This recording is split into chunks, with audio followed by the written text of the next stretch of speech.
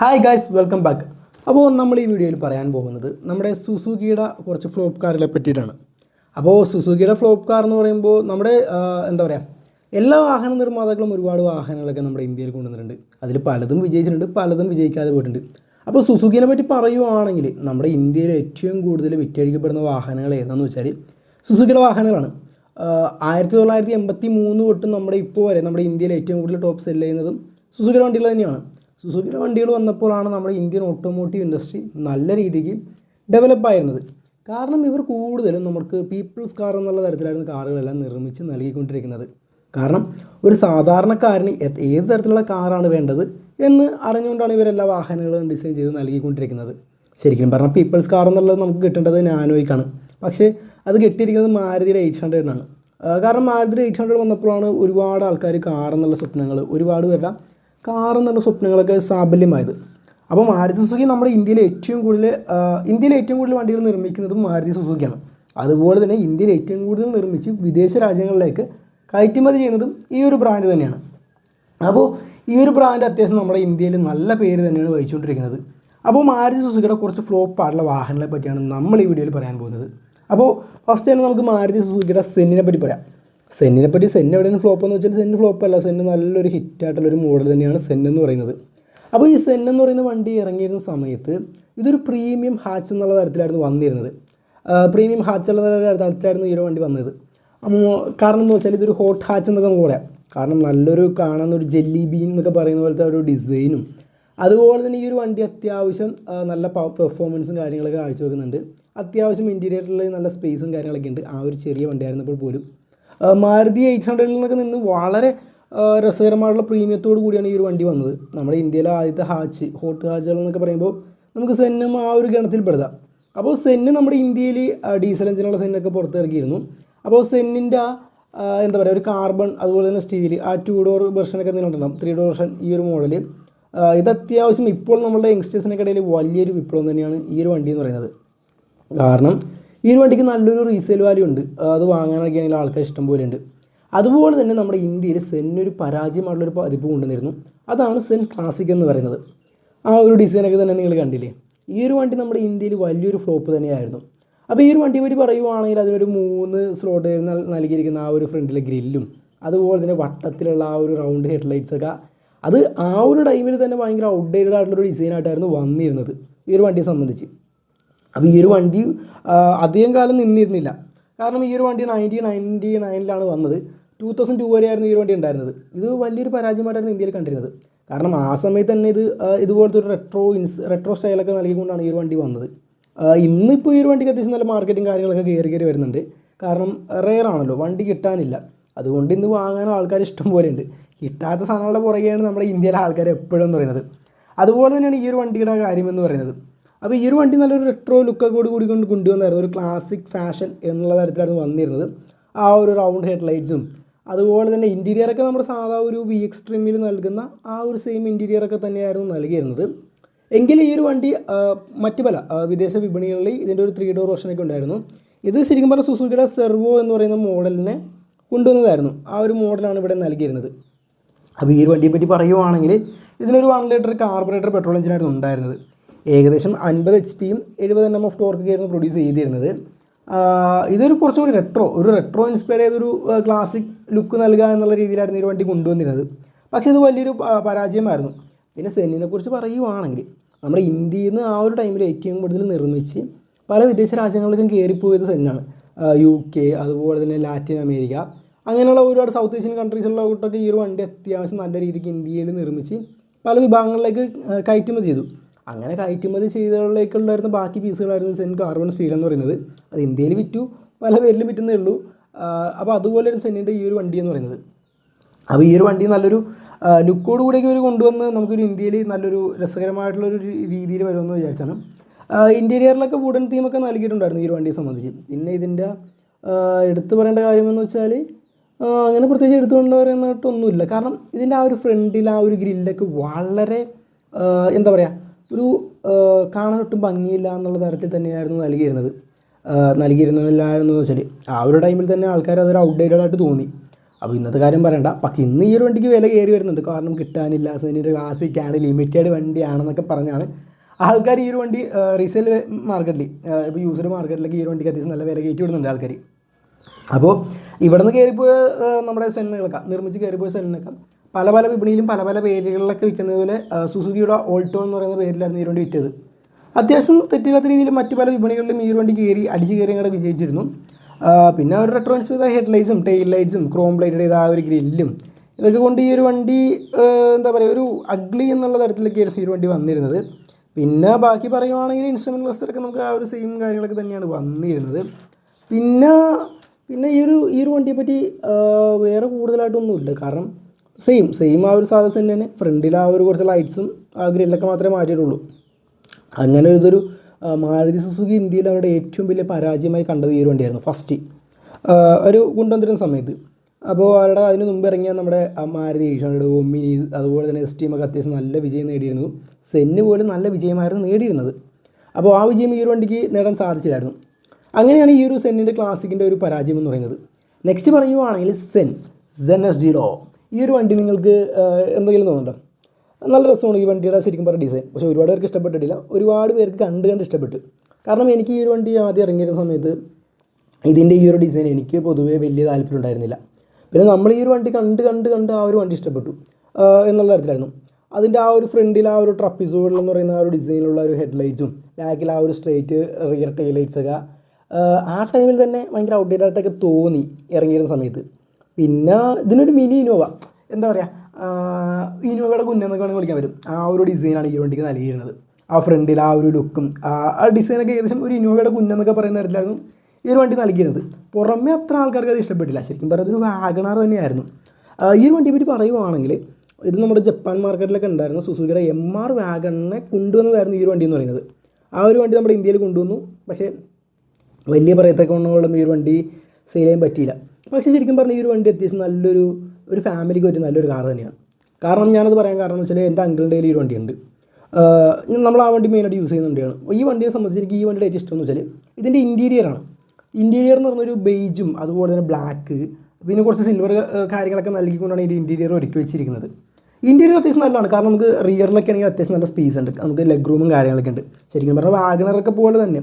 പിന്നെ ബാക്കിൽ പവർ വിൻഡോയും കാര്യങ്ങളുണ്ട്. പിന്നെ ബൂട്ട് സ്പേസ് ആണെങ്കിൽ അത്യാവശ്യം നല്ല രീതിക്ക് ഉണ്ട്. നമുക്കൊരു ചെറിയൊരു ഫാമിലി പർപ്പസിന് പറ്റിയ വണ്ടിയാണ്. ഇന്നിപ്പോൾ നമ്മുടെ മാർക്കറ്റിൽ ഒരു 1,00,000 രൂപ കൊടുത്താൽ ഈ വണ്ടി കിട്ടും. ഇതിനങ്ങനെ വലിയ മെയിൻ്റനൻസ് കോസ്റ്റൊന്നും കാര്യങ്ങളൊന്നുമില്ല.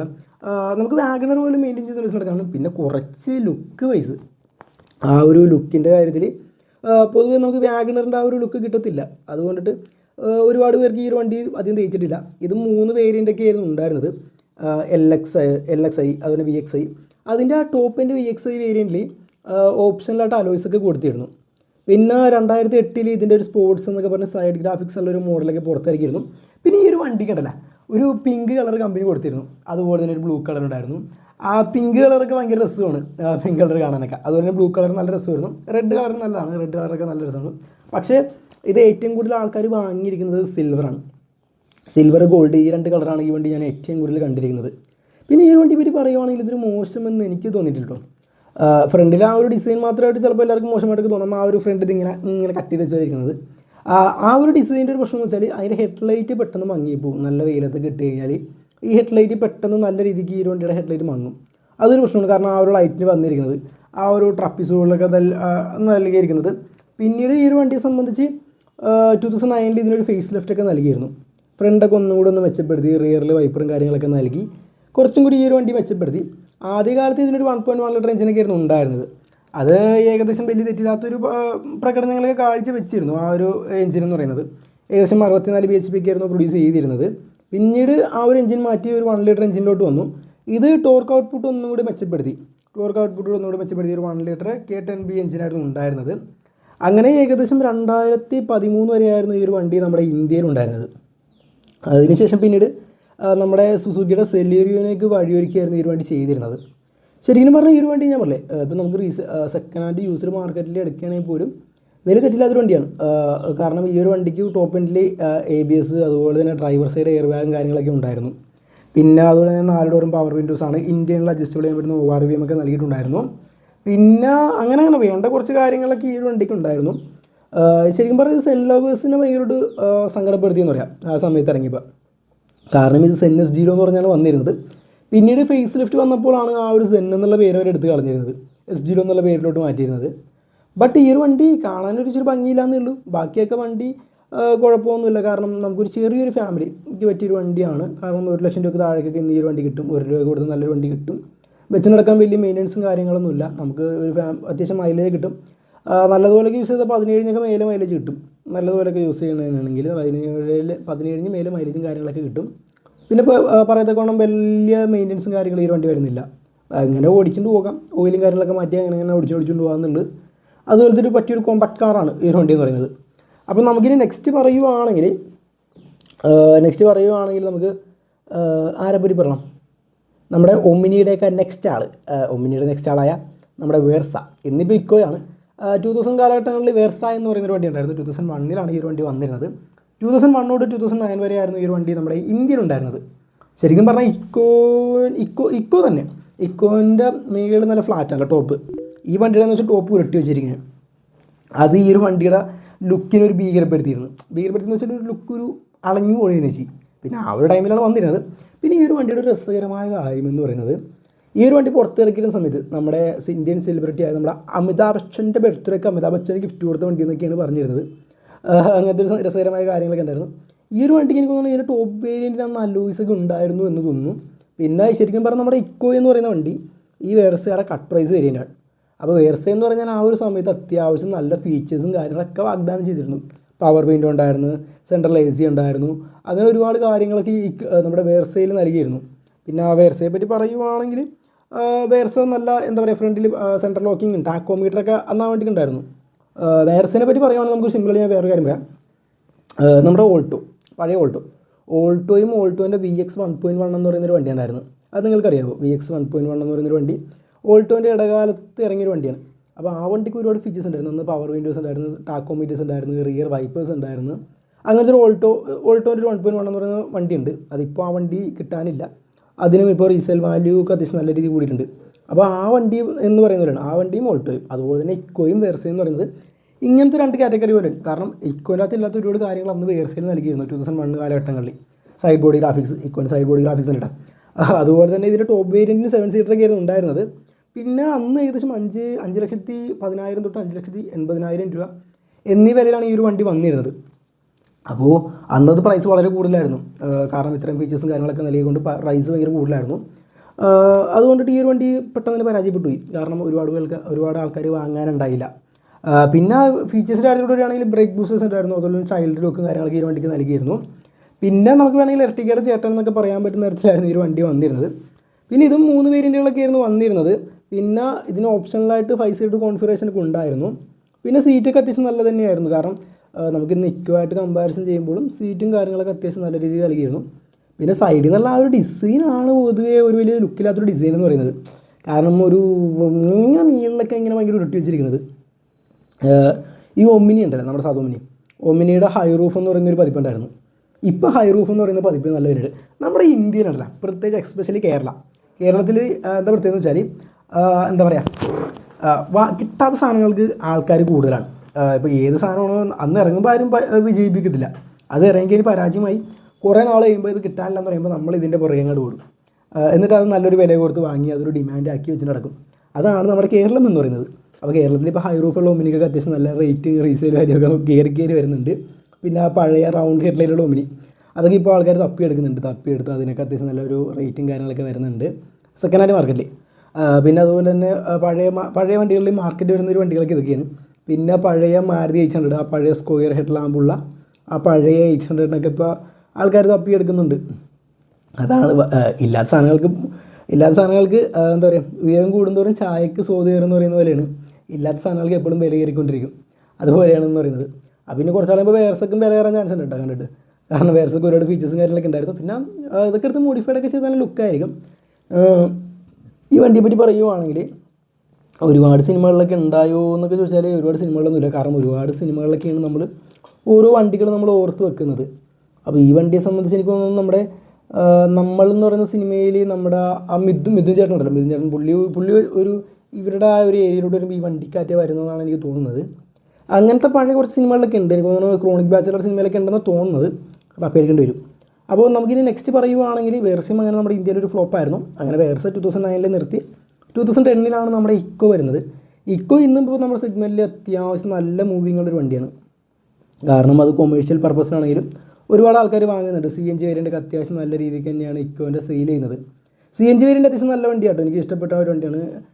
കാര്യങ്ങളൊക്കെയാണ് ഇക്കോ എന്ന് പറയുന്നത്. പവർ സ്റ്റിയറിംഗ് ഒന്നുമില്ല എങ്കിൽ പോലും അത് ഓടിക്കാനും വലിയ കാര്യങ്ങളൊന്നും വലിയ ബുദ്ധിമുട്ടൊന്നുമില്ല. പിന്നെ ഇപ്പോൾ സേഫ്റ്റി വൈസായിട്ട് കാര്യങ്ങളൊക്കെ കൂടിയിട്ടുണ്ട്.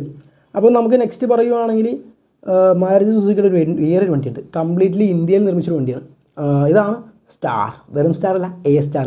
പണ്ട് V സ്റ്റാർ എന്നൊക്കെ പറഞ്ഞൊരു ബ്രാൻഡ് ഉണ്ടായില്ലേ, അതിപ്പോഴും ഉണ്ടെന്ന് പറഞ്ഞാൽ അതിൻ്റെ പരസ്യം അല്ലേ. അതുപോലെ തന്നെ A സ്റ്റാർ. അപ്പോൾ A സ്റ്റാർ എന്ന് പറയുന്ന വണ്ടി നമ്മുടെ ഇന്ത്യയിൽ ഉണ്ടായിരുന്നു.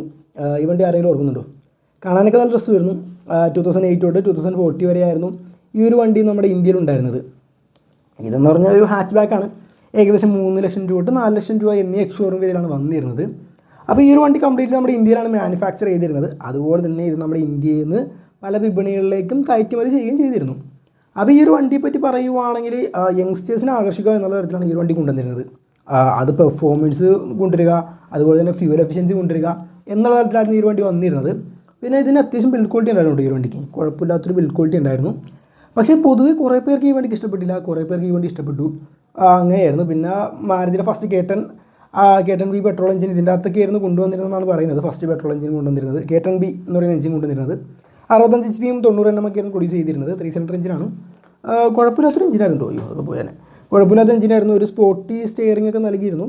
പിന്നെ ഈ ഒരു വണ്ടിയെ സംബന്ധിച്ച് പറയുവാണെങ്കിൽ നമ്മുടെ ആൾട്ടോനെ പോലെ തന്നെ ഈ ഒരു വണ്ടിക്ക് സ്പേസ് വളരെ കുറവായിരുന്നു. അത് ഇൻറ്റീരിയറിലും ബൂട്ട് സ്പേസ് ഒക്കെ ആണെങ്കിലും വളരെ കുറവായിരുന്നു. പിന്നീട് കുറച്ചും കൂടി സ്പേസ് കിട്ടാൻ വേണ്ടി കമ്പനി എന്താ ചെയ്യുന്നത് വെച്ചാൽ ഫ്രണ്ട് സീറ്റ് ഒന്ന് ചെത്തി മിനിക്കും കൊണ്ട് വെച്ച് കൊടുത്തു. അപ്പോൾ ബാക്കിൽ ഇച്ചിരി കൂടി സീറ്റ് കിട്ടുമല്ലോ എന്ന് പറഞ്ഞിട്ട് അങ്ങനെ ചെത്തി മിനിക്ക് വെച്ച് കൊടുത്തു. പിന്നെ ഇൻറ്റീരിയറിൻ്റെ ലുക്ക് വൈസ് നോക്കുകയാണെങ്കിൽ ഇങ്ങനെ ഒരു പണം വെച്ചേക്കുന്ന പോലത്തെ ഒരു ലുക്കൊക്കെ ആയിരുന്നു. പൊതുവേ ഒരുപാട് പേർക്ക് ഇഷ്ടപ്പെട്ടില്ല. പിന്നെ ഇൻറ്റഗ്രേറ്റഡ് ചെയ്തൊരു ഓഡിയോ സിസ്റ്റം ഈ വണ്ടിക്ക് നൽകിയിരുന്നു.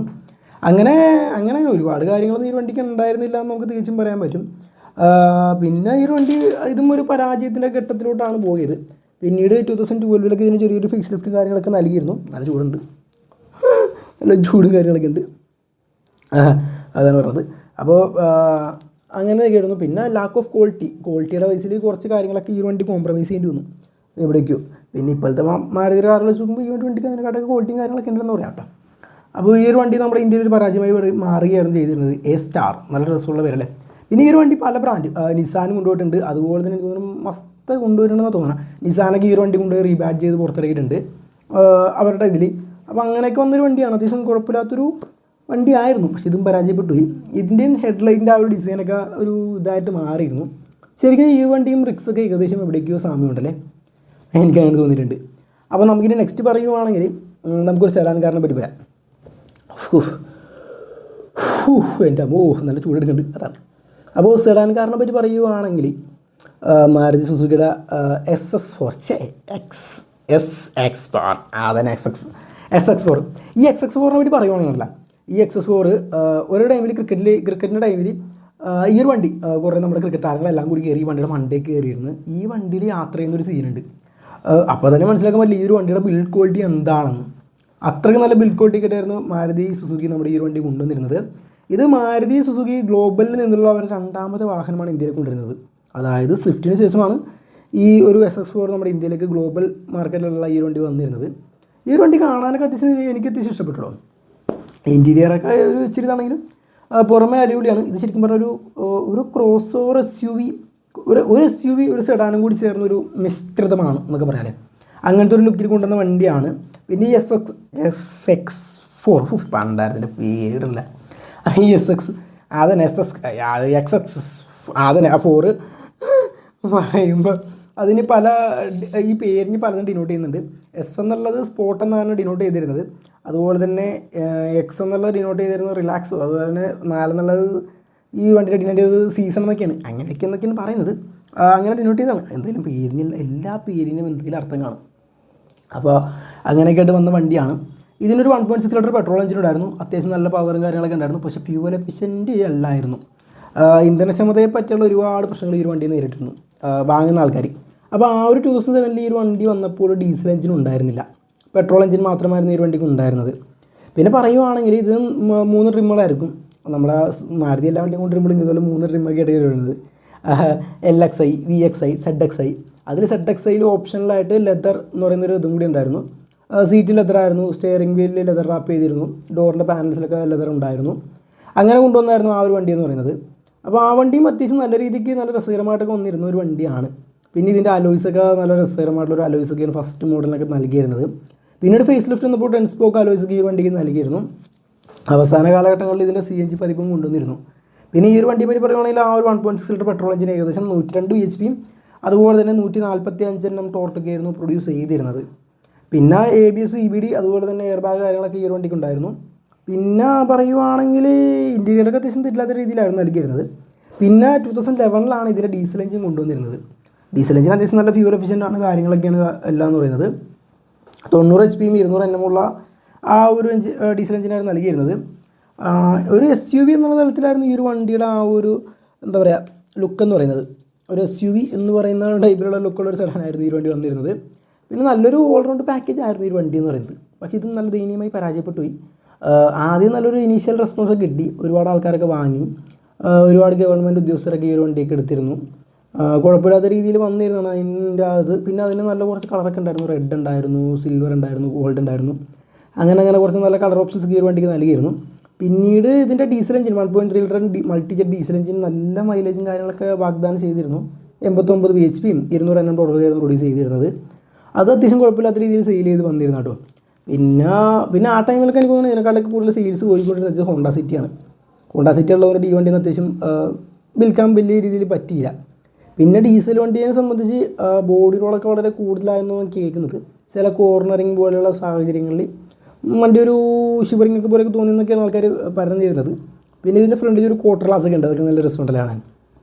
പിന്നെ ഇതിൽ നിന്നാണ് നമുക്ക് നെക്സ്റ്റ് നമ്മുടെ സിയാസ് വന്നിരുന്നത്. ഇതിനൊരു റീപ്ലേസ് എന്ന് വെച്ചാൽ ഈ വണ്ടി പോയി കഴിഞ്ഞപ്പോൾ ആ ഒരു സുസുക്കിയുടെ ആ ഒരു എന്താ പറയുക ആ ഒഴിഞ്ഞിറങ്ങുന്ന സ്പേസിലേക്ക് സിയാസ് വന്നു. ഇപ്പോൾ സിയാസും പോണേണ്. അപ്പോൾ അങ്ങനെയൊക്കെയാണ് കാര്യങ്ങളെന്ന് പറയുന്നത്. അങ്ങനത്തെ ഒരു വണ്ടിയാണ്. അപ്പോൾ ഈ ഒരു വണ്ടി നമുക്ക് ഈ ഒരു സെഡാനെ പറ്റി പറയുവാണെങ്കിൽ ഇവന്മാരുടെയൊക്കെ കൂട്ടത്തിൽ വേറൊരു സെഡാൻ കൂടി വന്നിരുന്നു, നമ്മുടെ മാരുതിയുടെ പ്രീമിയം സെഡാൻ ദ കിസാഷി. 2011 ഈ ഒരു വണ്ടി വന്നിരുന്നത്. 2011 വന്നു, 2013 ബൈ പറഞ്ഞു പോയി. ഈ വണ്ടിയെ പറ്റി പറയുവാണെന്നുണ്ടല്ലോ, ഞാൻ ആ ടൈമിൽ ഫാസ്റ്റ് ട്രാക്ക് എന്ന് പറയുന്ന മാഗസീൻ ഉണ്ടല്ലോ, ആ മാഗസീൻ്റെയൊക്കെ എന്താ പറയുക അതിൻ്റെയൊക്കെ ഫ്രണ്ടിൽ കവർ ഫോട്ടോ ആയിട്ട് ഈ വണ്ടിയായിരുന്നു നൽകിയിരുന്നത്. ഞാൻ ഓർക്കുന്നു ഒരു നീല വണ്ടിയാണോ എന്നാണ് എൻ്റെ ഒരു നിഗമനം, നീല വണ്ടിയാണോ എന്നാണ് എൻ്റെ തോന്നൽ. അത് ആ ഒരു ഫാസ്റ്റ് ട്രാക്കിൻ്റെ ആ പേജിലൊക്കെ ഞാൻ ഈ ഒരു വണ്ടി കണ്ടപ്പോൾ നല്ല രസമായിട്ടൊക്കെ തോന്നി വണ്ടി. പിന്നെ ഞാൻ ഈ ഒരു വണ്ടി ആ ഒരു ടൈമിൽ റോട്ടിലുറങ്ങാൻ കണ്ടു. എൻ്റെ അമ്മോ എന്ത് രസമായിരുന്നു ഒരു കാണും. നമ്മൾ ഫസ്റ്റ് ഈ ഒരു വണ്ടിയെ കാണുമ്പോൾ ആ ഒരു നമുക്ക് കാണുമ്പോഴുള്ള ആ ഒരു ഫീൽ ഉണ്ടല്ലോ, ഇതുപോലത്തെ ഒരു വണ്ടിയെ കാണുമ്പോൾ നമ്മളൊരു ഫോട്ടോയിലൊക്കെ കണ്ടും വണ്ടി നമ്മൾ ആദ്യമായിട്ട് റോട്ടിലൊക്കെ കാണുമ്പോൾ നല്ല രസമായിരുന്നു. പിന്നെ ഈ ഒരു വണ്ടിയെ പറ്റി പറയുവാണെങ്കിൽ ഇത് കംപ്ലീറ്റ്ലി ഇമ്പോർട്ടഡ് ചെയ്ത് വന്ന വണ്ടിയാണ്. CBU ഫോർമാറ്റാണ് ഇന്ത്യയിലേക്ക് വന്നത്. ഏകദേശം 17 ലക്ഷം രൂപയ്ക്ക് അടിക്കുകയാണ് ഇതിൻ്റെ ഒരു എക്സ്ഷോറും വിലയെന്ന് പറയുന്നത്. 2 വേരിയൻ്റായിരുന്നു ഉണ്ടായിരുന്നത്. 2 വേരിയൻ്റ് എന്ന് വെച്ചാൽ മാനുവലും അതുപോലെ തന്നെ ഓട്ടോമാറ്റിക്കും, ഈ 2 മാത്രമേ ഉണ്ടായിരുന്നത്. എനിക്ക് തോന്നുന്നത് നമ്മുടെ സ്കോഡ ലോറ ഉണ്ടല്ലോ, സ്കോഡ ലോറയുടെ VRSനേക്കാൾ പെർഫോമൻസ് ഈ ഒരു വണ്ടി കാഴ്ച വെച്ചിരുന്നു. 2.4 ലിറ്റർ എഞ്ചിനായിരുന്നു, ഏകദേശം 170 സംതിങ് എന്തോ BHP പവറൊക്കെ ഉൽപ്പാദിപ്പിച്ചിരുന്നു. നമ്മുടെ VRSനേക്കാളും പെർഫോമൻസും കാര്യങ്ങളൊക്കെ ഈ വണ്ടി കാഴ്ച വെച്ചിരുന്നു. പക്ഷേ ഇത്രയും പൈസ കൊടുത്ത് സുസുക്കിയിലോട്ട് ഇൻവെസ്റ്റ് ചെയ്യാൻ ആരും അന്ന് തയ്യാറായിരുന്നില്ല. കാരണം ആ ഒരു ടൈമിൽ VRSലോട്ട് പോകാം, നമുക്ക് സ്കോഡ ലോറയുടെ VRS ഒക്കെ എടുത്താൽ VRSൻ്റെയൊക്കെ ലുക്കും അത്യാവശ്യം നല്ല രസകരമായിട്ടുള്ള ലുക്ക് തന്നെയാണ് VRSനൊക്കെ നൽകിയിരിക്കുന്നത്. അതിൻ്റെ ലുക്കും അത് ഇപ്പോഴും ഔട്ട്ഡേറ്റഡ് ആയിട്ട് തോന്നുന്നില്ല. VRSൻ്റെ ലുക്കും കാര്യങ്ങളൊക്കെ ഉണ്ട്. പിന്നെ VRSനും പ്രൈസും കാര്യങ്ങളൊക്കെ ഉണ്ടായിരുന്നു.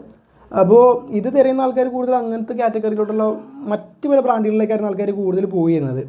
പിന്നെ ഇതിന് ഒരുപാട് മൾട്ടി ഫംഗ്ഷൻ ചെയ്യാൻ പറ്റുന്ന സ്റ്റിയറിംഗ് വീൽസും അതുപോലെ തന്നെ cruise control, dual zone AC, പിന്നെ 6 എയർ ബാഗ്, ആ ഫ്രണ്ടിൽ ഹണിക്കോം ഗ്രില്ലൊക്കെ നല്ല രസമുണ്ടായിരുന്നു. പിന്നെ അതുപോലെ തന്നെ ആ ബാക്കിലൊരു ഇൻറ്റഗ്രേറ്റഡ് സ്പോയിലറൊക്കെ നൽകിയിരുന്നു. ഡ്യുവൽ എക്സോസൊക്കെ ആയിരുന്നു വണ്ടിക്ക് നൽകിയിരുന്നത്. പിന്നെ പറയുവാണെങ്കിൽ ഇതിൻ്റെ ആ ഒരു 2.4 ലിറ്റർ പെട്രോൾ എഞ്ചിൻ അത്യാവശ്യം നല്ലൊരു പെർഫോമൻസ് കാഴ്ചവെച്ചിരുന്നു. 176 BHP 230 Nm ഓഫ് ടോർക്കായിരുന്നു പ്രൊഡ്യൂസ് ചെയ്തിരുന്നത്.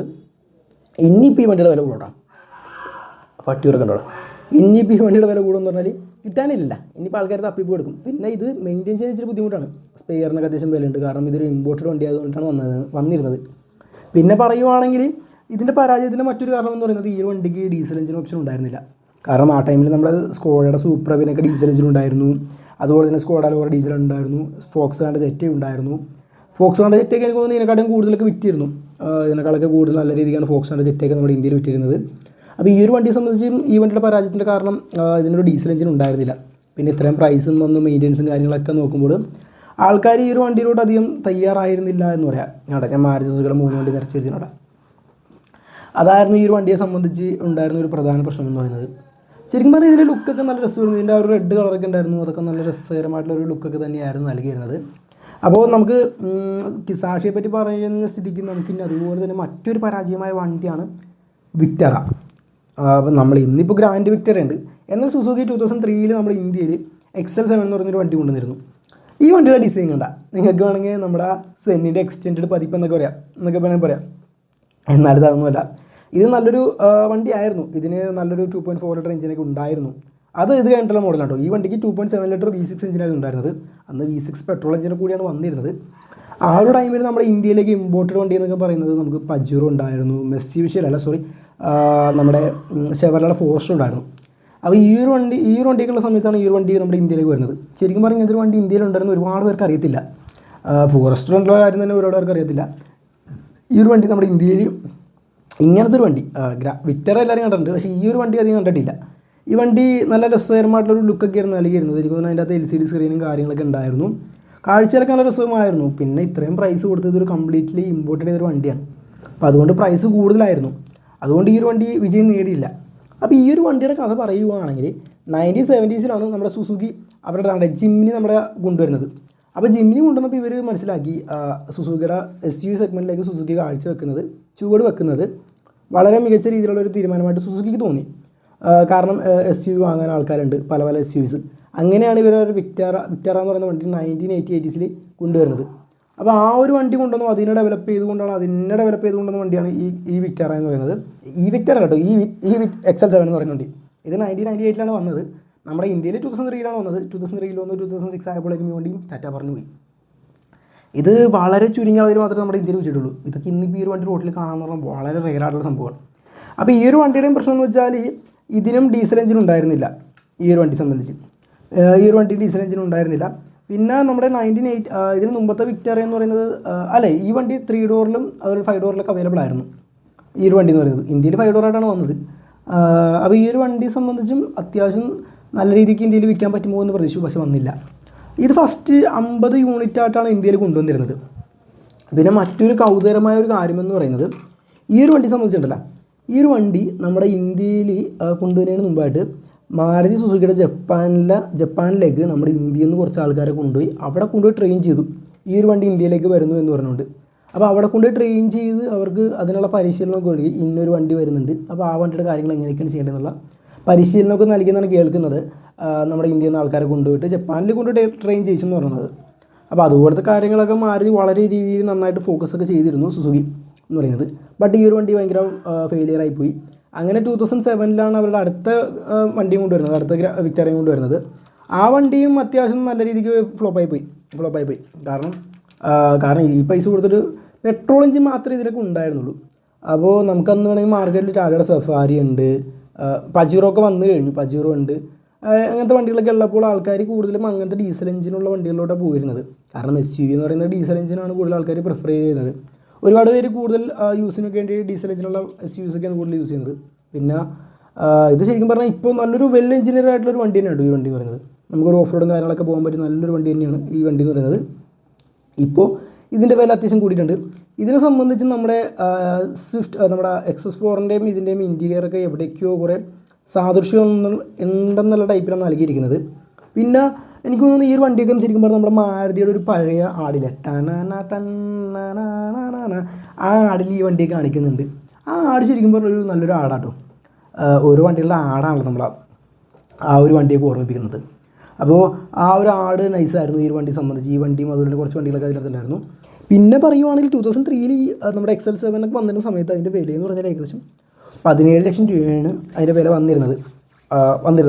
നല്ല വേർപ്പുണ്ട്, നല്ല ചൂടുണ്ട്, അതുകൊണ്ട് വേർത്തുപോയി. അപ്പോൾ നമുക്കപ്പോൾ ഈ 3rd gen വന്നിരുന്നത് 2007 വന്നിരുന്നത്. അത് 2009 ആയപ്പോഴേക്കും ചെറിയൊരു ഫേസ് ലിഫ്റ്റും കാര്യങ്ങളൊക്കെ നൽകി പുറത്തിറക്കിയിരുന്നു.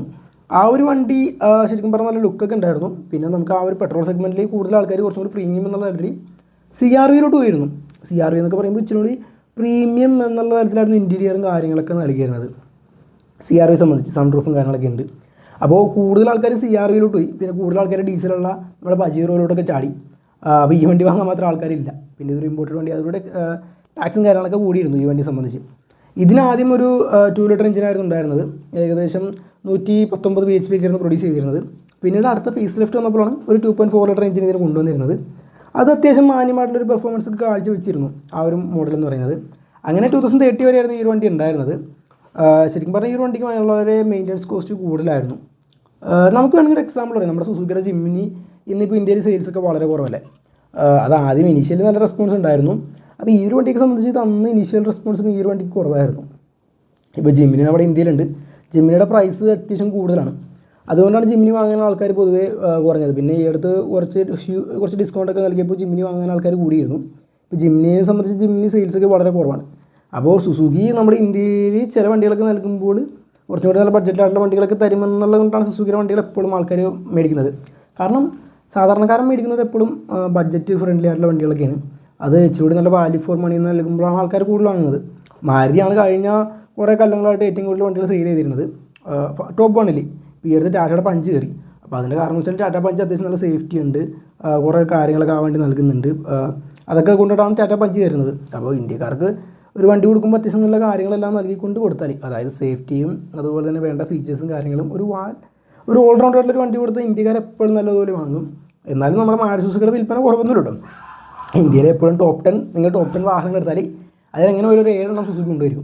അതാണ് സുസുക്കി എന്ന് പറയുന്നത്, മാരുതി സുസുക്കി എന്ന് പറയുന്നത്. അപ്പോൾ അങ്ങനത്തെ ഒരു വലിയൊരു ബ്രാൻഡിൽ നിന്നും ഒരു കുറേ വണ്ടികൾ പരാജയം എന്ന് പറയുന്നത് വലിയൊരു നഷ്ടം തന്നെയാണ്. കാരണം ഇവ സ്ഥിരമായി വിജയിക്കുന്ന ഒരു ബ്രാൻഡിനെ സംബന്ധിച്ച് അവർ ഇന്ത്യക്കാർക്ക് വേണ്ടി എപ്പോഴും നല്ല ബഡ്ജറ്റ് ഓറിയൻറ്റഡുള്ള കാറുകൾ കൊണ്ടുവരുമ്പോൾ അതിൻ്റെ ഇടയിൽ പ്രീമിയം കാർ കൊണ്ടുവരുമ്പോൾ വാങ്ങാൻ ആൾക്കാരില്ല എന്നതാണ് മറ്റൊരു കാര്യം എന്ന് പറയുന്നത്. കാരണം സുസുക്കിയിൽ നിന്ന് ഇങ്ങനത്തെ വണ്ടിയൊക്കെ വരുമ്പോൾ വാങ്ങാൻ ആൾക്കാരില്ല. ഇപ്പോൾ നമ്മുടെ ഇന്നോവയൊക്കെ റീബാറ്റ് ചെയ്ത് സുസുക്കി കൊടുക്കുന്നുണ്ടെങ്കിൽ പോലും അതെടുക്കാൻ ആൾക്കാരില്ല. ഒറിജിനൽ സാധനം കിട്ടുമ്പോൾ ആരെങ്കിലും ഡൂപ്പ് കൊടുക്കും എന്നുള്ള തരത്തിലാണ് ആൾക്കാരുടെയൊക്കെ ഒരു ചിന്താഗതിയും കാര്യങ്ങളെന്ന് പറയുന്നത്. അപ്പോൾ സുസുക്കി നല്ല ബഡ്ജറ്റ് ഫ്രണ്ട്ലി ആയിട്ടുള്ള കാറുകൾ കൂടുതൽ ഇനിയും ആൾക്കാർ വാങ്ങും. അപ്പോൾ നമ്മൾ പറഞ്ഞു വിശദീകരണം തന്നെ മാറുന്നു. അപ്പോൾ ഗ്രാൻഡ് വിക്ടർ നല്ലൊരു വണ്ടിയായിരുന്നു, അതും അത്യാവശ്യം നല്ലൊരു പരാജയമായി മാറുകയായിരുന്നു ചെയ്തിരുന്നത്. പിന്നെ ഇതിൻ്റെ ക്യാബിനൊക്കെ നല്ലതായിരുന്നു. ഏകദേശം 16 to 18 ലക്ഷം രൂപ അടുക്കൊക്കെ ആയിരുന്നു ഇതിൻ്റെ വില എന്ന് പറയുന്നത്. അപ്പോൾ ആ ഒരു വിലയിൽ വന്ന് അങ്ങനെ പരാജയമായി പോയൊരു വണ്ടിയായിരുന്നു നമ്മുടെ ഗ്രാൻഡ് വിക്ടർ എന്ന് പറയുന്നത്. അപ്പോൾ ഞാനിപ്പോൾ നിലവിൽ പറഞ്ഞ ഈ കുറച്ച് വണ്ടികളാണ് ഇതിൻ്റെ സുസുക്കിനെ സംബന്ധിച്ച് ഏറ്റവും പരാജയമായ വാഹനങ്ങളെന്ന് പറയുന്നത്. നമുക്ക് വേണമെങ്കിൽ നെക്സ്റ്റ് എന്ന് പറയുന്നത് പരാജയമല്ല, ഇതൊരു വിജയമായിരുന്നു, എന്നാൽ ഇതിപ്പോൾ നമ്മുടെ നിലവിലില്ല. അങ്ങനെയുള്ളൊരു വാഹനമായിരുന്നു സുസുക്കിയുടെ റിക്സ് എന്ന് പറയുന്നത്. എനിക്കിതിൻ്റെ ഡിസൈൻ എനിക്ക് ഭയങ്കര ഇഷ്ടമാണ്. ഇതിൻ്റെ ഒരു ഇടയ്ക്കൊരു എഡീഷനൊക്കെ കൊണ്ടുവന്നിരുന്നു, ഒരു ബ്ലൂ കളറൊക്കെ നൽകിക്കൊണ്ടുള്ള ആ ഒരു എഡീഷൻ്റെ ഇൻറ്റീരിയറിലൊക്കെ ബ്ലൂ തീമൊക്കെ നൽകിയിരുന്നു. നല്ല രസമായിരുന്നു. റിക്സിൻ്റെ ആ ഒരു ടാക്കോമീറ്ററൊക്കെ സെൻറ്ററിൽ ഇങ്ങനെ വരുന്നത് നല്ല രസമാണ് കാണാനെന്ന് പറയുന്നത്. എനിക്ക് റിക്സ് പൊതുവേ ബേസിക്കലി എനിക്ക് വളരെ ഇഷ്ടമാണ്. സ്വിഫ്റ്റിനെക്കാളും കൂടുതൽ എനിക്കിഷ്ടം റിക്സ് ആയിരുന്നു.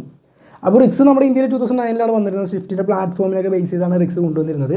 ഇത് വളരെ ഒരു ക്ലെവർ ആയിരുന്നു. എല്ലാം തികഞ്ഞൊരു പാക്കേജൊക്കെ നൽകിയൊരു വണ്ടിയായിരുന്നു റിക്സ് എന്ന് പറയുന്നത്. ബാക്ക് ചിലവർക്ക് ഇഷ്ടപ്പെട്ടില്ല, കാരണം ഇങ്ങനെ വന്നിട്ട് ഇങ്ങനെ കട്ടിങ് ഇത് ഇടിച്ചു പോയിരിക്കുന്ന ഒരു റിയർ ഡിസൈൻ ആയിരുന്നു. പക്ഷേ മോഡിഫൈഡൊക്കെ ചെയ്ത റിക്സ് അടിപൊളിയാണ്. ഇന്നും സെക്കൻഡ് ഹാൻഡ് മാർക്കറ്റിൽ അത്യാവശ്യം നല്ല വിലയുണ്ട് റിക്സിന്. അതിൽ ഡീസൽ എഞ്ചിനായാലും പെട്രോൾ എഞ്ചിനായാലും റിക്സ് വാങ്ങാൻ ആൾക്കാരുണ്ട്. അതാണ് റിക്സിൻ്റെ ഒരു ഗുണമെന്ന് പറയുന്നത്. പിന്നെ 2012 ഇതിന് ഫേസ് ലിഫ്റ്റും കാര്യങ്ങളൊക്കെ നൽകിയിരുന്നു. പിന്നെ ഇതിൻ്റെ ഒരു 1.3 litre DDIS diesel engine 74 bhp ആയിരുന്നു പ്രൊഡ്യൂസ് ചെയ്തിരുന്നത്. പിന്നെ പറയത്തൊക്കെ ഒന്നും ഒരുപാട് കാര്യങ്ങളൊന്നും റിക്സിനും ഓരോട് ഉണ്ടായില്ല. പിന്നെ അത്യാവശ്യം സ്പേസും കാര്യങ്ങളൊക്കെ കുറച്ചൊക്കെ വാഗ്ദാനം ചെയ്തിരുന്നു റിക്സിനെ സംബന്ധിച്ച്. പിന്നെ റിക്സിൻ്റെ ആ ഒരു സീറ്റിംഗ് പൊസിഷൻ നന്നായിരുന്നു, ഇച്ചിരി കൂടി നല്ല ഹൈറ്റിലിരുന്ന് ഓടിക്കുന്ന പോലെയൊക്കെ തോന്നി. പിന്നെ പറയുവാണെങ്കിൽ റിക്സ് 2016 നിർത്തിയിരുന്നത്. റിക്സ് നല്ലൊരു വണ്ടിയായിരുന്നു. റിക്സിനെ പറ്റി എനിക്ക് ഇനി കൂടുതലൊന്നും പറയാനില്ല. അപ്പോൾ റിക്സ് സുസുക്കിയുടെ സ്പ്ലാഷ് എന്ന് പറയുന്ന വണ്ടി കൊണ്ടുവന്നതായിരുന്നു. അതിനെ തന്നെ കൊണ്ടുവന്ന് പരിണാമകൽപ്പനം ചെയ്താണ് നമ്മുടെ റിക്സ് എന്ന് പറയുന്ന ഇന്ത്യയിൽ വിറ്റിരിക്കുന്നത്. റിക്സ് നല്ല വണ്ടിയാണ്, എനിക്ക് ഭയങ്കര ഇഷ്ടമുള്ള വണ്ടിയാണ്. അപ്പോൾ റിക്സ് നമ്മുടെ ഇന്ത്യയിൽ നിന്ന് പോയി. പിന്നെ അതിനധികം കുറച്ചുകൂടി ഫേസ് ലിഫ്റ്റും കാര്യങ്ങളൊക്കെ നൽകി ലുക്കിലൊക്കെ കൊണ്ടുവന്നിരുന്നെങ്കിൽ റിക്സ് നമ്മുടെ ഇന്ത്യയിൽ അത്യാവശ്യം നല്ല രീതിക്ക് സെയിൽ ചെയ്തേനെ. പിന്നെ ഇപ്പോൾ നമ്മുടെ മാരുതിയെ സംബന്ധിച്ച് ഡീസൽ എഞ്ചിനുള്ള വാഹനങ്ങളില്ല. അപ്പോൾ ഡീസൽ എഞ്ചിനുണ്ടായിരുന്ന വാഹനങ്ങൾ മാരുതി സുസുക്കി ഉണ്ടായിരുന്നപ്പോൾ നല്ല വിജയമായിരുന്നു. സ്വിഫ്റ്റ്, റിക്സ്, ഡിസയർ ഒക്കെ അടിപൊളിയായിരുന്നു. പിന്നെ എർട്ടിഗയുടെ ഡീസലൊക്കെ അടിപൊളിയായിരുന്നു. അപ്പോൾ നമുക്കിനി നെക്സ്റ്റ് പറയുവാണെങ്കിൽ ബലെനോനെ പറ്റി പറയുവാണെങ്കിൽ ബലെനോ നല്ലൊരു വണ്ടിയാണ്. ഇപ്പോഴത്തെ ബലെനോ എല്ലാം പറയുന്നത് പഴയ ബലെനോനെ പറ്റിയാണ് പറയാൻ പോകുന്നത്. ബലെനോ സെഡാൻ ശരിക്കും പറഞ്ഞാൽ നമുക്ക് അങ്ങനെ പറയാം. സാധാരണ ഹാച്ചിൽ നിന്നാണ് സെഡാനിലേക്ക് പോകുന്നത്. ഇത് സെഡാനിൽ നിന്ന് ഹാച്ചിലോട്ട് വന്നത്. സെഡാൻ വന്നു, സ്റ്റേഷൻ വാഗൺ വന്നു, ഹാച്ച് വന്നു. അപ്പോൾ ബലേനോ എന്ന് പറയുന്ന വണ്ടി നമ്മുടെ ഇന്ത്യയിൽ വന്നപ്പോൾ ഇതും ഒരു CKD കിറ്റൊക്കെ ആയിട്ടൊക്കെയാണ് ആദ്യം കൊണ്ടുവന്ന് ഇന്ത്യയിൽ അസംബിൾ ചെയ്ത് സെറ്റ് ചെയ്ത വണ്ടിയാണ്. അപ്പോൾ ഇതിൻ്റെ പ്രൈസ് അല്പം കൂടുതലായിരുന്നു. ആ സമയത്ത് നമുക്ക് ഹോണ്ട സിറ്റി കിട്ടുന്നുണ്ട്, അതുപോലെ തന്നെ മെസ്സിയുടെ ലാൻസറൊക്കെ ഉണ്ട്. ലാൻസറിൽ ഡീസൽ എഞ്ചിനൊക്കെ ഉണ്ട്, അതുകൊണ്ട് മിക്കവരും ലാൻസറിലോട്ട് പോയി. പിന്നെ ഹോണ്ട സിറ്റിക്ക് നല്ല റിലയബിൾ ആയിട്ടുള്ള പെട്രോൾ എഞ്ചിൻ ഉണ്ട്, ഹോണ്ട സിറ്റിയിലോട്ട് പോയി. പിന്നെ ഈ ഒരു വണ്ടി സംബന്ധിച്ച് ഇതിനൊരു 1.6 ലിറ്റർ G16 PV എന്ന് പറയുന്ന എഞ്ചിൻ ഉണ്ടായിരുന്നു. കിഡിലൻ എഞ്ചിൻ, ഒരു രത്നം എന്ന് പറയാം ആ എഞ്ചിനെ പറ്റി. ആ എഞ്ചിന് നല്ല വിലയുണ്ട്, ഈ വണ്ടീനേക്കാളും വില തോന്നുന്ന ആ എഞ്ചിനാണ്. ഈ നമ്മുടെ ഈ മാരുതി ജിപ്സി ഉണ്ടല്ലോ, റാലിക്കൊക്കെ പോകുന്ന മിക്കവരും ഈ ജിപ്സിയിൽ ഈ ബലേനോൻ്റെ എഞ്ചിൻ ഇതിനകത്ത് എഞ്ചിൻ സ്വാപ്പ് ചെയ്യും. എന്നിട്ട് ഈ സാധനം കൊണ്ട് ഒരു റാലി കിടക്കുമ്പോൾ എന്താ പറയുക, നല്ല പവർഫുള്ളായിട്ടായിരിക്കും ഈ നമ്മുടെ ജിപ്സി പ്രകടനങ്ങൾ കാഴ്ചവെക്കുന്നത്. അതാണ് ജിപ്സിയെ സംബന്ധിച്ചുള്ള ഒരു മറ്റൊരു കാര്യം എന്ന് പറയുന്നത്. അപ്പോൾ നമ്മുടെ ഈ ഒരു വണ്ടി എന്ന് പറയുന്നത് 1999 തൊട്ട് 2007 വരെ ആയിരുന്നു ബലേനോ ഉണ്ടായിരുന്നത്. ബലേനോൻ്റെ സ്റ്റേഷൻ വാഗനാണ് അൽത്തുറ എന്ന് പറയുന്നത്. സ്റ്റേഷൻ വാഗനെ സംബന്ധിച്ച് നമ്മുടെ ഇന്ത്യയിൽ എപ്പോഴും പരാജയമാണ്. ഇന്ത്യയിൽ സ്റ്റേഷൻ വാഗൺ വാഹനങ്ങളൊന്നും ആരും വാങ്ങാനില്ല. സ്റ്റേറ്റ് എന്ന് പറയുന്നത് അത് ഇന്ത്യയിൽ എപ്പോഴും പരാജയമാണ് സ്റ്റേഷൻ വാഗണിൽ. അപ്പോൾ അങ്ങനെ പരാജയപ്പെട്ടു പോയ വണ്ടിയാണ് ബലേനോ ഒരു അൽത്തുറ എന്ന് പറയുന്നത്. ഇപ്പോൾ അൽത്തുറേനൊക്കെ അത്യാവശ്യം നല്ല റീസെയിൽ വാല്യൂയും കാര്യങ്ങളൊക്കെ എഴുതുന്നുണ്ട്. പിന്നെ ഈ 1.6 ലിറ്റർ എഞ്ചിനൊക്കെ നല്ല പവർഫുള്ളായിരുന്നു, പിന്നെ ഫ്യൂൽ എഫിഷ്യൻറ്റ് കുറവായിരുന്നു, പിന്നെ സ്പെയർ പാർട്സിനൊക്കെ ഇച്ചിരി പ്രൈസ് കയറിയതായിരുന്നു നമ്മുടെ ഹോണ്ട സിറ്റിയായിട്ട് കമ്പാരിസൺ ചെയ്യുമ്പോൾ. സെക്കൻഡ് ഹാൻഡ് മാർക്കറ്റിലും ഹോണ്ട സിറ്റിക്ക് അത്യാവശ്യം നല്ല വിലയുണ്ട്, പഴയ 2002, 2001, 2003 വരെയുള്ള മോഡലൊക്കെ. അപ്പോൾ അതിൽ ബലേനോനെ സംബന്ധിച്ച് ബലേനോന് റീസെയിൽ വാല്യൂ വളരെ കുറവാണ് ആ ഒരു മോഡലിനെ സംബന്ധിച്ചിട്ട്. അപ്പോൾ അങ്ങനെയൊക്കെയായിരുന്നു കാര്യങ്ങളെന്ന് പറയുന്നത്. ബലേനോ ഒരു അൽത്തുറയും പഴയ ബലേനോ ഒക്കെ പരാജയമായി പോയിരുന്നു. അന്ന് ഓട്ടോമാറ്റിക് ക്ലൈമറ്റ് കൺട്രോളൊക്കെ ഈ ഒരു വണ്ടിക്ക് നൽകിയിരുന്നു കേട്ടോ നമ്മുടെ ബലേനോനൊക്കെ സംബന്ധിച്ച്. അപ്പോൾ അങ്ങനത്തെ ഒരു പരാജയം, പക്ഷേ നല്ല ബോഡി ക്വാളിറ്റിയൊക്കെ നല്ലതായിരുന്നു. പിന്നെ സസ്പെൻഷൻ അത്ര സെറ്റപ്പ് ആയിരുന്നില്ല, ഇച്ചിരി ഹാർഡായിരുന്നു, അത്ര സോഫ്റ്റ് ആയിരുന്നില്ല. എന്നാലും കൊള്ളാവുന്ന ഒരു വണ്ടിയായിരുന്നു ബലേനോ എന്ന് പറയുന്നത്. എനിക്ക് ഭയങ്കര ഇഷ്ടമാണ് ബലേനോ. പിന്നെ ഇവിടെയൊക്കെ ബലേനോ 1 ലക്ഷം രൂപയ്ക്ക് താഴെയൊക്കെ കിട്ടുമായിരുന്നു, ഭയങ്കര പ്രൈസ് കുറച്ചുകൂടെ ഇടക്ക്. നമ്മളൊരു വണ്ടിയൊക്കെ നോക്കിയ സമയത്ത് ബലേനോ അത്യാവശ്യം റീസെയിൽ വാല്യൂ പോയിരുന്ന സമയത്തായിരുന്നു. പിന്നെ പെട്ടെന്ന് ഈ വണ്ടിക്ക് റീസെയിൽ വാല്യൂ കയറി. പിന്നെ ഇതിനെ സംബന്ധിച്ച് ഇതിന് സ്പെയറിന് ഇച്ചിരി റേറ്റ് കൂടുതലാണ് ഹോണ്ട സിറ്റിയുടെ കമ്പയർ ചെയ്യുമ്പോൾ. പിന്നെ ഇതിന് ഇൻഷുറൻസിൻ്റെ കോസ്റ്റും കൂടുതലാണ്. അങ്ങനെയൊക്കെ വന്നപ്പോൾ ഒരിടയ്ക്ക് ഇതിന് റേറ്റ് കുറച്ച് ആൾക്കാർ കൊടുത്തിരുന്നു. ഇപ്പോൾ ഈ വണ്ടിയെ സംബന്ധിച്ച് ഈ വണ്ടിയെ പറ്റി അറിഞ്ഞ ആൾക്കാർ വന്നുകൊണ്ട് വിലയും കാര്യങ്ങളൊക്കെ കൂടിയിട്ടുണ്ട്. അപ്പോൾ അങ്ങനത്തെ ഒരു വണ്ടിയായിരുന്നു പഴയ ബലേനോൻ്റെ സെഡാനും അൽത്തുറ എന്ന് പറയുന്ന സ്റ്റേഷൻ വാഗണെന്ന് പറയുന്നത്. ഇതും നമ്മുടെ ഇന്ത്യയിൽ പരാജയമായി പോയ മോഡൽസാണ്. അപ്പോൾ നമുക്കിനി നെക്സ്റ്റ് പറയുവാണെങ്കിൽ നമുക്ക് അടുത്ത പരാജയം എന്ന് പറയുന്നത് ഒരു പരാജയത്തിന് മുന്നോടിയായ ഒരു പ്രീമിയം കാർ ആരായിരിക്കും? എൻ്റെ കയ്യിൽ കാണിക്കാനൊന്നുമില്ല. ഈ സ്വിഫ്റ്റിനൊക്കെ പണ്ട് പറയാമെന്ന് വെച്ചാൽ സ്വിഫ്റ്റ് അതൊക്കെ ചെറിയ ബന്ധമുണ്ട്. മാരുതിയുടെ 1000 ആണ്. 1990s ഈ ഒരു വണ്ടി വരുന്നത്. ആ ടൈമിൽ കോൺഗ്രസ്സയും അതുപോലെ തന്നെ പ്രീമിയറിൻ്റെ 11 എന്നൊക്കെ ആയിരുന്നു ഉണ്ടായിരുന്നത്. അപ്പോൾ ഈ വണ്ടിയൊക്കെ ഉണ്ടായിരുന്ന സമയത്ത് ഈ വണ്ടി വരുമ്പോൾ അത്യാവശ്യം നല്ല പ്രീമിയം ആയിട്ടുള്ളൊരു ലുക്ക് തന്നെയായിരുന്നു നൽകിയിരുന്നത് മാരുതി 1000. ഇതിൻ്റെ അവർ AC ഒക്കെ ഉള്ള മോഡലൊക്കെ ആയിരുന്നു അത്യാവശ്യം ഉണ്ടായിരുന്നത്. അന്നത്തെ സെലിബ്രിറ്റീസ് ഒരുപാട് പേര് ഈ ഒരു വാഹനം വാങ്ങിയിരുന്നു. എനിക്ക് തോന്നുന്നു നമ്മുടെ മമ്മൂക്കയുടെ കയ്യിലുണ്ടായിരുന്നു, മനോജ് ഗജിൻ്റെ കയ്യിലൊക്കെ ഈ ഒരു വണ്ടി ഉണ്ടായിരുന്നു, ഈ ഒരു മാരുതി 1000 എന്ന് പറയുന്ന വണ്ടി. പിന്നീട് മാരുതി 1000 നിന്നും ഡെവലപ്പ് ചെയ്താണ് നമ്മുടെ മാരുതിയുടെ എസ്റ്റീമ വന്നിരുന്നത്. മാരുതി 1000 സംബന്ധിച്ച് അത്യാവശ്യം തെറ്റില്ലാത്തൊരു വണ്ടിക്കായിട്ട് വന്നിരുന്നത്. അന്ന് ഏകദേശം 3 ലക്ഷം രൂപയൊക്കെ മേലെ വില ഉണ്ടായിരുന്നു കാര്യങ്ങളെന്ന് പറയുന്നത്. ഇത് അന്നത്തെ ഫിലിം സ്റ്റാറിനൊക്കെ വളരെ പ്രീമിയം ആയിരുന്നു. പിന്നീട് എസ്റ്റീം വന്നപ്പോഴാണ് ഈ വണ്ടി സംബന്ധിച്ച് വിൽപ്പന കുറഞ്ഞത്. എസ്റ്റീം വന്നപ്പോൾ ഇച്ചിരി കൂടി നല്ല പവർഫുൾ ആയിട്ടുള്ള 1.3 ലിറ്റർ എഞ്ചിനൊക്കെ വന്നു. അപ്പോൾ ഈ ഒരു വണ്ടി ഒരു 1 ലിറ്റർ എഞ്ചിനൊക്കെ ആയിരുന്നു ഉണ്ടായിരുന്നത്. ബട്ട് ഈ ഒരു വണ്ടിയും കുഴപ്പമില്ലാത്ത രീതിയിൽ സെയിലൊക്കെ ചെയ്തിരുന്നു. നമ്മുടെ ഇന്ത്യയിൽ ആ ടൈമിൽ കിട്ടാവുന്ന നല്ലൊരു ബെസ്റ്റ് ഒരു കാറായിരുന്നു. ഇതൊക്കെ പ്രൗഡിയുടെ സിമ്പിളായിരുന്നു കേട്ടോ ആ ഒരു ടൈമിൽ. ഈ വണ്ടിക്ക് മേടിക്കുക സ്വന്തമാക്കുക എന്നൊക്കെ പറഞ്ഞത് പ്രൗഡിയുടെ ഒരു സിമ്പിൾ തന്നെയായിരുന്നു. അങ്ങനത്തെ ഒരു വാഹനമായിരുന്നു ഈ കാണുന്ന മാരുതി 1000 എന്ന് പറയുന്നത്. അപ്പോൾ മാരുതി 1000നെ പറ്റി പറയുകയാണെങ്കിൽ ഒരുപാട് കാര്യങ്ങളുണ്ട്. നമ്മൾ ഒരുപാട് കാര്യങ്ങളൊന്നും വലിച്ചു നീട്ടുന്നില്ല. വീഡിയോ തുടങ്ങിയിട്ട് എനിക്ക് തോന്നുന്നു അത്യാവശ്യം അരമണിക്കൂറായെന്ന് തോന്നുന്നു. ഞാനിത് പെട്ടെന്ന് വൈൻഡപ്പ് ചെയ്യാം, കാരണം ഇത് കണ്ടിരിക്കാൻ ആൾക്കാരുണ്ടാവത്തില്ല ഇത്രയും നേരമൊക്കെ, ഞാൻ തന്നെ ഇരുന്ന് കണ്ടു വരും. അപ്പോൾ നമുക്ക് ലാസ്റ്റത്തെ വണ്ടി എന്ന് പറയുന്നത് മാരുതിയുടെ S-Cross എന്ന് പറയുന്ന വണ്ടിയാണ്. 2015 S-Cross വന്നിരുന്നത്. ഇത് ശരിക്കും പറഞ്ഞാൽ ഒരു യൂറോപ്യൻ എന്ന തരത്തിലായിരുന്നു ഈ ഒരു വണ്ടി വന്നിരുന്നത്. ഒരു യൂറോപ്യൻ ഡിസൈൻ എന്ന് പറയുന്ന ടൈപ്പിലായിരുന്നു വന്നിരുന്നത്. ഇത് ശരിക്കും പറഞ്ഞാൽ ഒരു ക്രോസ് ഓവർ എന്നുള്ള ലുക്കിലോട് കൂടി വന്ന വണ്ടിയാണ്. പക്ഷേ ഈ വണ്ടി കൂടുതൽ കണ്ട ആൾക്കാരെന്ന് പറഞ്ഞാൽ ഒരു ഹാച്ച് ബാക്ക് ഇങ്ങനെ വലിച്ച് നീട്ടിയ പോലെയൊക്കെ തോന്നിയായിരുന്നു ആൾക്കാർക്ക് തോന്നിയിരുന്നത്. ഒരു 4 വീൽ ഡ്രൈവ് സിസ്റ്റം ഒക്കെ ഉണ്ടായിരുന്നെങ്കിൽ പൊളിച്ചാനെ കാണാനൊക്കെ രസം ഉണ്ടായിരുന്നു. ഇതിൻ്റെ ഏറ്റവും നല്ല രസകരമായിരുന്നത് ഇതിനൊരു 1.6 ലിറ്റർ ഡീസൽ എഞ്ചിൻ ഈ ഒരു വണ്ടിക്ക് ഉണ്ടായിരുന്നു. ആ ഡീസൽ എഞ്ചിനുള്ള വണ്ടി ഏകദേശം നല്ല രീതിക്കുള്ള ഒരു പ്രകടനങ്ങളൊക്കെ ആയിരുന്നു കാഴ്ചവെച്ചിരുന്നത്. 117 bhp ഒക്കെ ആയിരുന്നു പ്രൊഡ്യൂസ് ചെയ്തിരുന്നത്. 320 Nm ഓഫ് ടോർക്കൊക്കെ ഉണ്ടായിരുന്നു ആ വണ്ടിക്ക്. അത്യാവശ്യം നല്ലതായിരുന്നു. പിന്നീട് കാലക്രമേണ ഡീസൽ എഞ്ചിൻ നിർത്തി പെട്രോൾ എഞ്ചിനിലോട്ട് വന്നു, 1.5 ലിറ്റർ പെട്രോൾ എഞ്ചിനിലോട്ടൊക്കെ വന്നു ആ വണ്ടി. പിന്നെ ആ വണ്ടിയും അത്യാവശ്യം വലിയ സെയിൽസൊക്കെ കുറഞ്ഞപ്പോൾ പതുക്കെ ആ ഒരു വണ്ടിയും കമ്പനി നിർത്തലാക്കി. 4 ഡിസ്ക് ബ്രേക്സും കാര്യങ്ങളൊക്കെ ഈ ഒരു വണ്ടിക്ക് ഉണ്ടായിരുന്നു. പിന്നെ കമ്പനി കൂടുതൽ ഗ്രാൻഡ് വിക്ടറിയിലേക്കായിരുന്നു കൂടുതൽ സെയിൽസും കാര്യങ്ങളൊക്കെ ശ്രദ്ധ കേന്ദ്രീകരിച്ചത്. അങ്ങനെ എസ് ക്രോസ് നമ്മുടെ ഇന്ത്യയിൽ നിന്ന് ബൈ ബൈ പറഞ്ഞ് പോയിരുന്നു. എസ് ക്രോസും അത്യാവശ്യം നല്ലൊരു വണ്ടിയായിരുന്നു, നല്ല ബിൽഡ് ക്വാളിറ്റി ഒക്കെ ഉണ്ടായിരുന്നു, മാരുതിയുടെ വണ്ടിയായിരുന്നു. പിന്നെ ഇൻറ്റീരിയറിൻ്റെ കാര്യത്തിൽ വളരെ ബേസിക് ആയിട്ടുള്ള ഇൻറ്റീരിയർക്ക് കാര്യങ്ങളൊക്കെയാണ് നൽകിയിരുന്നത്. ബട്ട് വണ്ടി കൊള്ളായിരുന്നു. പിന്നെ ഇതും നമ്മുടെ നെക്സ ഡീലർഷിപ്പ് വഴി ഇവർ കൊണ്ടുവന്ന ഇവരുടെ ആദ്യത്തെ പ്രീമിയം കാറായിട്ടായിരുന്നു ഈ എസ് ക്രോസ് വന്നിരുന്നത്. നെക്സ ഡീലർഷിപ്പ് വഴി വിൽക്കുന്ന ഇവരുടെ ആദ്യത്തെ പ്രീമിയം കാറുകളിലൊക്കെ ഒന്നായിട്ടായിരുന്നു നമ്മുടെ എസ് ക്രോസ് വന്നിരുന്നത്. അപ്പോൾ നമ്മൾ ഈ ഒരു വീഡിയോയിൽ ഉദ്ദേശിച്ചത് മാരുതിയുടെ കുറച്ച് പരാജയമായ കാറുകളാണ്. നമുക്ക് നെക്സ്റ്റ് വീഡിയോയിൽ മറ്റുള്ള വാഹനങ്ങളുടെയൊക്കെ ഏതെങ്കിലുമൊക്കെ പരാജയമായിട്ടുള്ള വാഹനങ്ങളിലേക്കൊക്കെ വരാം. നിങ്ങൾക്ക് ഇഷ്ടപ്പെട്ട മാരുതി കാർ ഏതാണ് അത് നിങ്ങൾ ജസ്റ്റ് ഒന്ന് കമൻറ്റ് ചെയ്യും. നമുക്ക് അടുത്തൊരു വീഡിയോ ഇടണം. അതുവരെയും ബൈ ബൈ.